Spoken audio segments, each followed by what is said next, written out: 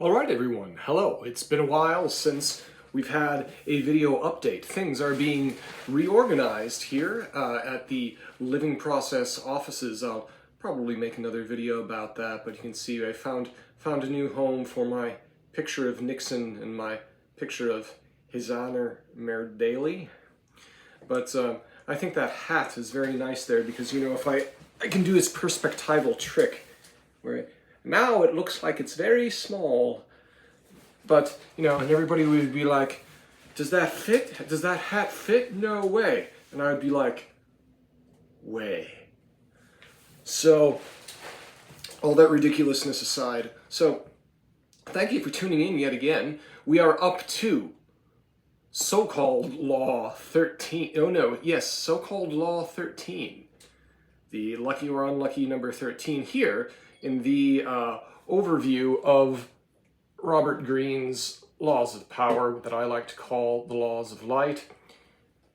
I found something very interesting. Before we get into Law 13, by the way, and Law 13 is, when asking for help, appeal to people's self-interest, never to their mercy or gratitude. When you need help from someone in a position of power, appeal to their self-interest. They'll be glad to help if they see something in return, and you'll get what you want without seeming desperate or irritating. Ah yes, this kind of invites Hobbesianism in an interesting way, the law of all against, the war of all against all. Before I dig into that and what I think is wrong with it, and more importantly than what I think is wrong with it, what I think are the nice, positive responses to have in light of it, here is something which is very, very remarkable that I found out. I was just curious. I was curious about, it was a little bit like Columbo, as something I just couldn't get out of my head. One more thing. So, I asked Grok, the X-platform AI, which is actually quite useful. I asked Grok about, wondered if, just like Mr. Waltz, the candidate for president, had what if any, what personal or economic ties, if any, does author Robert Greene have to China? This is what it says, which I believe you can look up and verify. You can ask Grok the same thing yourself. Robert Greene has professional ties to China. I'm just going to read here what it says. Robert Greene has professional ties to China through his work and research. Does he talk about that ever? Not that I've noticed. Maybe he does.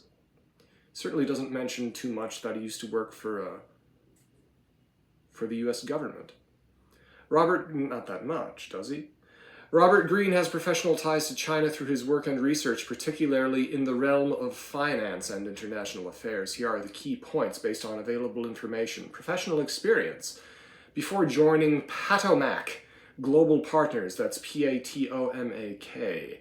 Patomac Global Partners, Greene was consultant for Eurasia Group, not my Asia, Eurasia, where he developed analyses on Chinese fintech and cyberspace governance policy initiatives.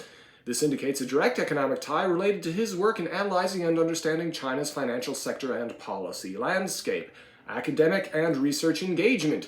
Greene lived in Beijing for about 2 years while working with the Program for International Financial Systems, the PIFIS, P-I-F-S, affiliated with Harvard University. During this time, he was also a visiting research fellow at Tsinghua University's People's Bank of China School of Finance National Institute of Fintech Research.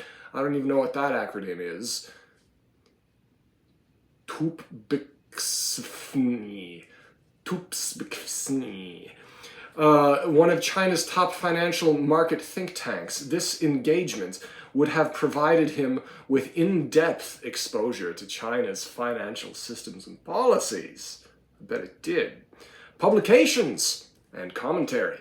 His work at Carnegie Endowment for International Peace focused on Chinese financial sector trends and topics at the intersection of cyberspace governance, global finance, and national security. This involvement suggests a continued interest and expertise in Chinese economic dynamics, language proficiency. Greene is proficient in Mandarin Chinese, which would naturally facilitate his engagement with Chinese culture, economy, policy matters, potentially opening up more avenues for personal or professional interactions with China. These connections are primarily academic, research-oriented, and professional, focusing on economic analysis rather than personal economic investments or business operations in China. However, these ties do indicate a significant level of engagement with Chinese economic and financial systems, reflecting both his interest and his influence in understanding global economic trends involving China. All of that, and somewhere along the timeline of this, he publishes a book that sells millions, gets republished, sells yet millions more. A book that is instrumental in the disassembly of American businesses by a struggle of self-interested people carping at other self-interested people, teaching everyone that the best way to have success in the world is to simply assume that the whole system is corrupt and try to carve out your own benefit, which is effectively what this book does. Now, I don't know what the Chinese Communist Party was doing, if anything, with him. I don't know what he believes about the elites in China, but what I do know is that Robert Greene has been spending so much time with people who, whether he knows it or not, have an interest in debilitating the United States economically, culturally, and even spiritually. Let's remember these men are atheists. The Chinese Communist Party, I have no idea what Greene's spiritual beliefs are. I'd love to hear him say it. But let's see, there was something that someone replied to me in this, which I think was really indicative. Someone else on X platform replied to me and said that when this book first came out, he's this guy who's a few years younger than me, not much. He said when this book first came out, he was a young high school guy. He saw it at a bookstore, picked it up and looked through it and thought, interesting stuff. You know, so it was, it's a self-help book. There's an old Chinese guy, likely an immigrant. He said Chinese, not Chinese American. I don't know, I wasn't there, but he was probably a guy who grew up in China, was an old guy in the United States, whatever's going on there. The guy looks up and he had a very sad, upset look on his face. And so this guy, this young guy was kind of, very outgoing. He says, well, why, and he kind of shakes his head and he says, what, you don't think this is a good book? The one thing that the guy says, possibly a man of few words, unlike me, I talk too much sometimes. This guy shakes his head, the old Chinese guy. He looks at this book, Robert Greene, and immediately he says, this is not the way to harmonious societies. Nothing good for the United States will come of this book. So said a Chinese man living in the United States. Meanwhile, somewhere along his timeline, Robert Greene, speaking fluent Mandarin, is living in Beijing. So draw what conclusions you would like. A supposition, let me make it perfectly clear. Supposition that I have is that Robert Greene may well have been cultivated in order to push what, in my judgment, objectively is philosophically the unholy evil child of Sun Tzu and Machiavelli. Philosophically, those are the two antecedents. The Prince and the Art of War come out in this disgorgement of self-help called the Laws of Power, which is really self-undermining. But let's turn to the good side of this. I've rambled on long enough for 9 minutes. I hope some of you appreciate this out there. Now, like, share, and subscribe. Even if you disagree with me, say down here in the comments if you think I'm an idiot, if you think I'm full of it, if you think I'm being paranoid. I wondered if I was being paranoid and just thought, ha ha ha, let's look this up. But oh no. Very, very, very strong Communist Party ties in one way or another. between Robert Greene and the CCP of China. Because the way their government and economy works, you are not involved at things in those levels without the commissar over your shoulder. We all know this.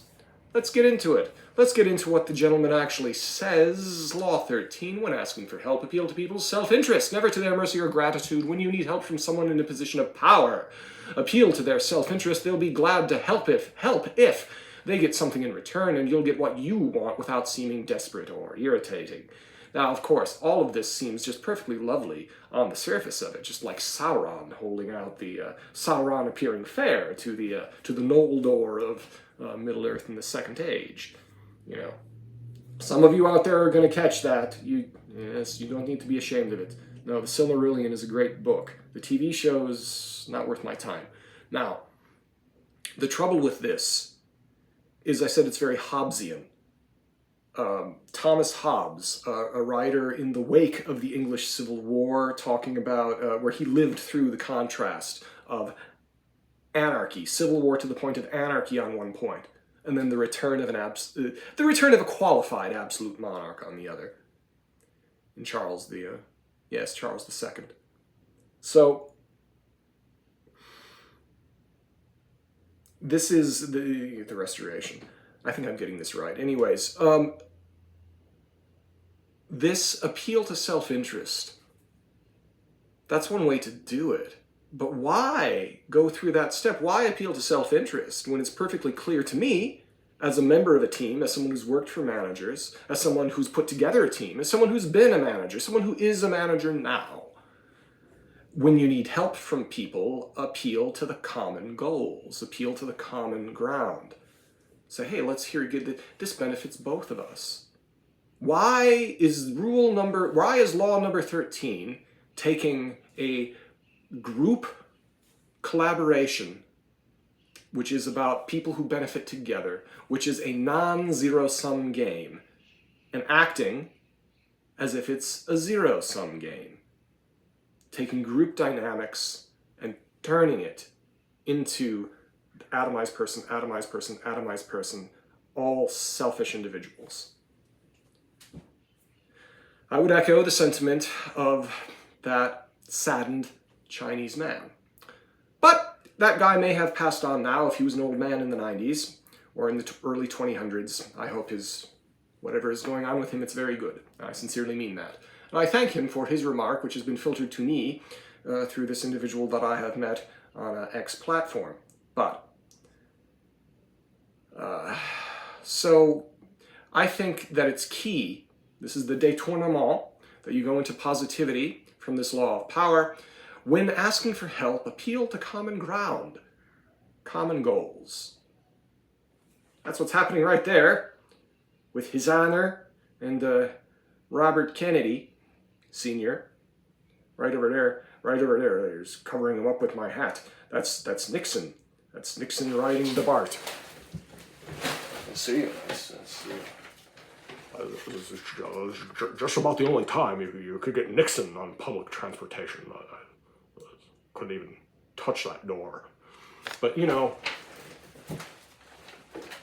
I think that this type of thing is very good. And that's one of the reasons I do something as ridiculous as put a picture of Nixon next to a picture of Robert Kennedy. Because that's my view of what makes America great. So, thank you very much, ladies and gentlemen. Thank you for putting up with me. If you're going to play Guess My Pipe, maybe you can. That's it. With Sutliff.